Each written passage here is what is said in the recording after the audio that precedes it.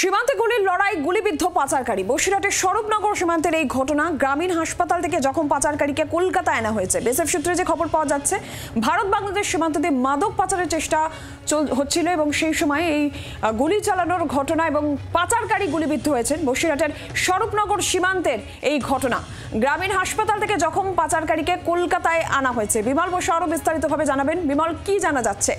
দেখো নীলাঞ্জনরা, আজকে সকালের দিকে স্বরূপনগর এবং গাইঘাটা থানার মাঝখানে আকঞ্জি একটা ব্রিজ আছে, সেখানে বেশ কয়েকজন দুষ্কৃতী মাদক পাচার করছিল। সেই সময় বিএসএফ জওয়ানরা তাদেরকে আটকায় এবং তাদের দাঁড়াতে বলে। তখন তারা না দাঁড়িয়ে তারা যখন পালানোর চেষ্টা করছিল এবং বিএসএফ এর যেটা বক্তব্য, তখন তাদের লক্ষ্য করে ওই পাচারকারীরা গুলি চালায়। তখন বিএসএফ আত্মরক্ষার্থে তারাও গুলি চালালে এক পাচারকারীর গায়ে গুলি লাগে। তাকে আশঙ্কাজনক অবস্থায় প্রথমে স্বরূপনগরের সারাপুর হসপিটালে নিয়ে যাওয়া হয়, অবস্থার অবনতি হয়।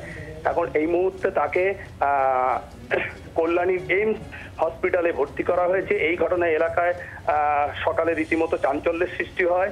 এই ঘটনায় প্রায় এই সীমান্ত এলাকা দিয়ে পাচার হচ্ছে। কয়েকদিন আগেই তুমি জানো যে এক যুবককে তাকে গুলি করে এই স্বরূপনগরের খুন করেছিল দুষ্কৃতীরা এবং তার জ্যাকেট নিয়ে চলে গিয়েছিল। সেই জ্যাকেট এখনো পাওয়া যায়নি। পুলিশের অনুমান কোনো দামি জিনিস, বিশেষ করে সীমান্ত এলাকায় যে সোনা সম্প্রতি যে সোনা প্রচুর পরিমাণে সীমান্তলায় সোনা এবং মাদক পাচার হচ্ছিল, কোনো সোনা নিশ্চয়ই ওই জ্যাকেটের মধ্যে ছিল। এখনো পুলিশ একজনকে পিসি নিয়ে জিজ্ঞাসাবাদ করছে।